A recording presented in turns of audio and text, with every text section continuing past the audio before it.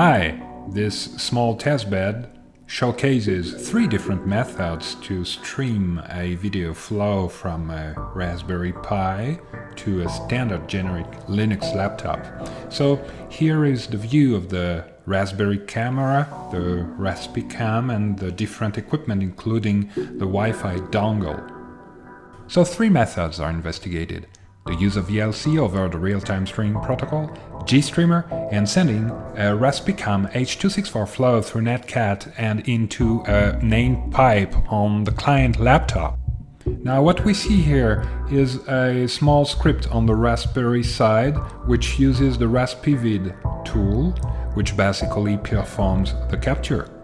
And then this capture is passed to the VLC command tool, cVLC, which streams this capture through the real-time streaming protocol on a dedicated port. Then, as a simple evaluation of this VLC-based first method, we launch the script on the Raspberry side.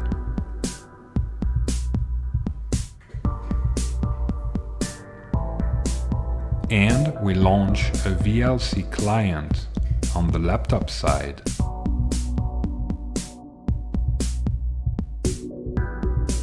Okay, we now open the network resource window and get the RTSP Raspberry stream on the considered port.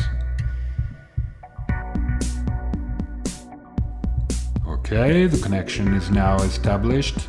However, we observe many glitches on the capture, which are mainly due to encoding errors on the producer side. Well, let's try to assess the latency of the stream anyway. The procedure is quite straightforward. I use my video editor a posteriori to see the delay between the frames, so it allows me to see that the range is about between 1.5 seconds and 4 seconds. Not good. Let's try to do something about this by decreasing the resolution of the capture from Full HD down to 640 by 360. And unfortunately the latency is not really better. Still above 1.5 seconds, and additional tuning of the VLC parameters did not bring any further improvements. As a result, it's time to try a second method, which is based on GStreamer, which is a multimedia tool that connects a sequence of elements through a pipeline. Let's first have a view of the script on the Raspberry side. We still use the Raspivid tool, and it's worth mentioning that we explicitly set the bit rate in this example to 2 megabits per second. The capture is then piped into GStLaunch, which is a GStreamer based tool, and we can notice that the last element of the pipeline is a TCP server with the adequate IP and port number. Now let's investigate the script on the client side. We still use the GStLaunch, and now the first element of the pipeline is a TCP client with the IP and port number of the TCP server on the Raspberry side. And it is now time to visually assess the latency incurred by this method. Here the results are quite acceptable, at least for my own usage, with a latency being well contained below 150 milliseconds.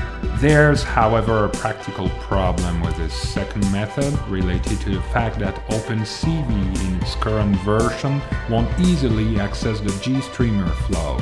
So a third method is introduced based on Netcat and named pipes, with the ambition to keep latency low, as well as being easily accessible from OpenCV. Once again, let's have a quick look at the scripts. This time, we begin with the client side. It is interesting to notice that at some point we create a named pipe with the mk5 command, and we redirect the netcat base flow into the named pipe. Okay, let's now proceed with the server side then. The logic here is quite simple. We use once again the Raspivid command, and we pipe the capture into netcat with the IP and port number of the client side.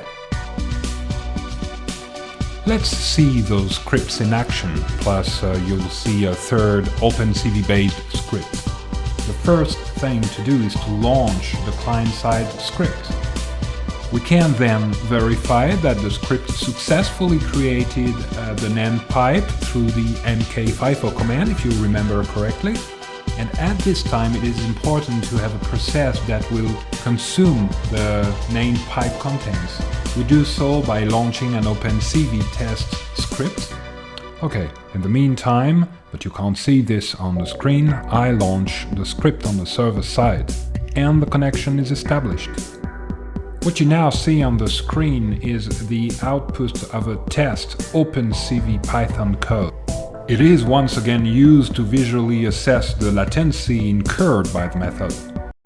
Same approach, equivalent results.